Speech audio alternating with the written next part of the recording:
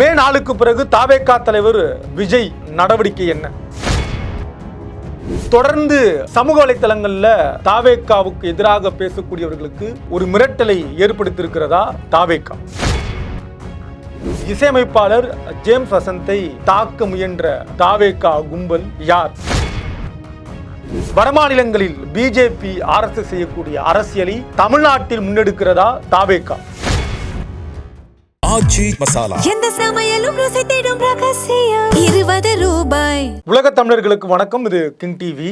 இசையமைப்பாளர் ஜேம்ஸ் வசந்த் கடந்த சில மாதங்களாக குறிப்பா தாவேகாவுடைய அரசியலை மிக கடுமையாக விமர்சனம் செய்து பேசியும் எழுதியும் வரக்கூடிய ஒரு நபராக இருக்கிறார். 2026 சட்டமன்ற தேர்தல் என்பது கிட்டத்தட்ட ஒரு 4 முனை போட்டியாக அமைந்திருக்கிறது. இந்த நிலையில பலரும் தாவேகாவுடைய அரசியலை சமூக வலைத்தளங்கள்ல தாவேகாவை சார்ந்தவர்கள் செய்யக்கூடிய ஒழுக்கம் கெட்ட ஒழுங்கீன செயல்களை சுட்டிக்காட்டி பலரும் பேசுகிறார்கள், எழுதுகிறார்கள். குறிப்பா இசையமைப்பாளர் ஜேம்ஸ் வசந்த் அந்த துறையை சார்ந்தவர், சினிமா துறையை சார்ந்தவர். இந்த நிலையில அவர் ஒரு அரசியல் விழிப்போடு இன்றைக்கு இளைஞர்கள் இருக்க வேண்டும். புதிய வாக்காளர்கள், இளைஞர்கள், பெண்கள், மாணவர்கள் தங்களுடைய வாக்கை மிக கவனமாக செலுத்த வேண்டும். அதிலும் மிக குறிப்பாக தாவேகாவுக்கு ஆதரவாக செயல்படக்கூடிய சில மாணவர்களோடு அவர் பேசுகிற சமூக வலைத்தளங்கள்ல அந்த வீடியோக்கள், பதிவுகள் பகிரப்பட்டு வருது. மிக வெளிப்படையாக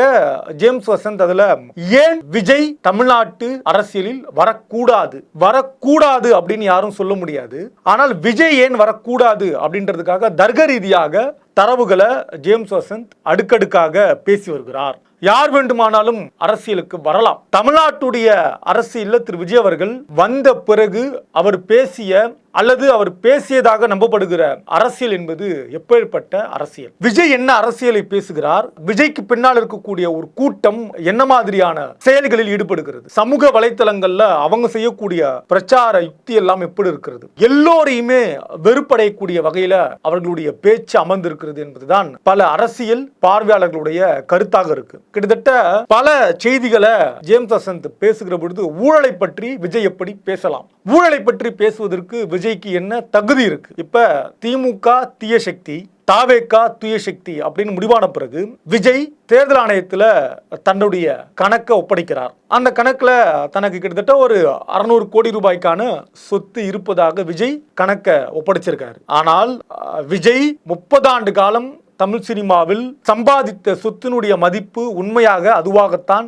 இருக்குமா என்பதுதான் அடிப்படையான தார்மீகமான கேள்வி. நீங்க விஜயுடைய எல்லா படங்களையும் நாம் தவிர்த்தாலும் கூட குறைந்தது அவர் இறுதியாக நடித்த ஒரு 5 படங்கள் நம்ம எடுத்துக்கலாம். அந்த 5 படங்கள்ல விஜய்க்கான சம்பளம் என்பது அவர்கள் சொல்வது 200 கோடிக்கு மேல, 200 கோடி 250 கோடி. நீங்க மற்ற படங்கள் எல்லாம் சேர்க்காம விஜயுடைய ஒரு 5 படங்கள் இறுதியா நடிச்ச 5 படங்கள்ல 200 கோடினா கூட 1000 கோடி ரூபாய் சொத்தானது விஜய்க்கு இருக்க வேண்டும். இதை நம்ம சொல்லல, அவங்க தரப்புல சொல்றது. விஜயுடைய படத்தை வெளியிடக்கூடிய தயாரிப்பாளர்கள் எல்லாம் கொடுக்கக்கூடிய கணக்கும் விஜய்க்கான சம்பளம் என்று பேசக்கூடியவர்கள் சொல்லக்கூடிய வாதமும் அதை எங்காவது விஜய் மறுத்திருக்கிறாரா? கிட்டத்தட்ட ஒரு 6-7 ஆண்டு காலமாக விஜய்க்கு 200 கோடி ரூபாய் சம்பளம் அப்படின்னு சொல்லப்படுத விஜய் எங்கேயுமே மறுக்கல. அப்படியெல்லாம் எனக்கு 200 கோடி சம்பளம் கிடையாது, நான் வாங்கக்கூடிய சம்பளம் என்பது 60 கோடியோ 70 கோடியோ அப்படின்னு விஜய் மறுக்கவே இல்லை. அப்ப இவங்க சொல்லக்கூடிய 200 கோடி சம்பளத்தை விஜய் மௌனமாக ஆதரித்திருக்கிறார். அது உண்மையா கூட இருக்கலாம். அப்ப அந்த 200 கோடி ரூபாய் சம்பளம்னா கிட்டத்தட்ட ஒரு 1000 கோடி ரூபாய் தான் கையில விஜய் தன்னுடைய கணக்குல காட்டணும். ஆனால் விஜய் காட்டியது 600 கோடி. நம்ம 30 வருடம் விஜய் சேர்த்த சொத்தை இதுல கணக்கிலே சேர்க்காமவே அவருக்கு இருப்பது 600 கோடி. அப்படின்னா அப்ப நீங்க திமுகவை தீய சக்தி அப்படின்னு சொல்றீங்களே, தூய சக்தின்னு விஜய் சொல்வதற்கு விஜய்க்கு என்ன தகுதி இருக்கு? தயாரிப்பாளர் குடிக்கக்கூடிய ஊதியத்தை மறைத்து கருப்பு பணமாக விஜய் பதுக்கி வைத்திருக்கிறார் என்பது எல்லோருக்குமே தெரிஞ்ச உண்மை. இதெல்லாம் மறைக்கிறதுக்கு ஒண்ணுமே கிடையாது, எல்லோருக்கும் தெரியும்.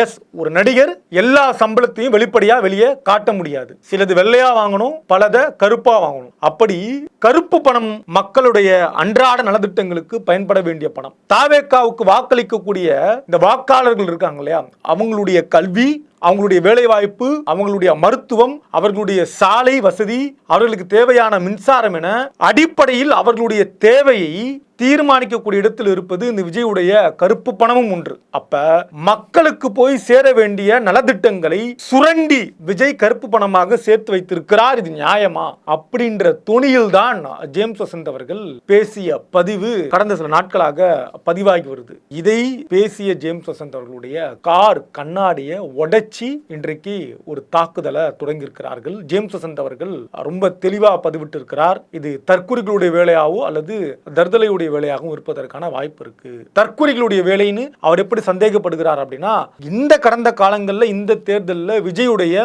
முகத்திரையை கிடைத்ததில் ஜேம்ஸ் வசந்துக்கும் ஒரு பங்கு இருக்கு. பலரும் அரசியல் கடந்து ஏன் விஜயுடைய அரசியல் ஆபத்தானது, விஜய்க்கு வாக்களிக்கக்கூடிய நபர்கள் என்று சொல்லக்கூடிய அந்த நபர்களுடைய செயல்பாடுகள் எந்த அளவுக்கு அருவருக்கத்தக்க வகையில் இருக்கு, அவர்களெல்லாம் பார்க்கறதுக்கு ஒரு பக்கம் பாவமா இருந்தாலும் இன்னொரு புற இப்படி ஒரு அருவருக்கத்தக்க வகையில ஒழுக்கம் கெட்ட வேலைகள்ல இந்த தாவேக்காவை சார்ந்த பலரும் செயல்படுகிறார்கள். இது ஒரு ஆபத்தான அரசியல். இன்னும் 2026க்கு பிறகு அமையக்கூடிய ஒரு அரசு குறிப்பாக இந்த தாவேக்காவை சார்ந்தவர்களுக்காகவே சில திட்டங்களை கொண்டு வரணும், இவங்களுடைய மன வளர்ச்சியை மீட்டெடுக்கணும், இவங்களுக்கான சிறப்பு பயிற்சி வகுப்பை கொடுக்கணும், மனநல பாதிக்கப்பட்ட இந்த நபர்களை காப்பாற்ற வேண்டிய பொறுப்பு 2026 அமையக்கூடிய அரசுக்கு இருக்கிறது அப்படின்னு சமூக வலைத்தளங்களிலும் பல அரசியல் விமர்சகர்கள் பேசி வருகிறார்கள். இந்த நிலையில தான் ஜேம்ஸ் வசந்தின் மீதான இந்த தாக்குதலை பலரும் கண்டித்திருக்கிறார்கள். இதுவரைக்கும் தமிழ்நாட்டு அரசியலில் நடக்காத ஒன்றை, தரக்குறைவான ஒரு அரசியலை தாவேக்கா கையில் எடுத்து கிட்டத்தட்ட ஓராண்டு காலம் மேல ஆகுது.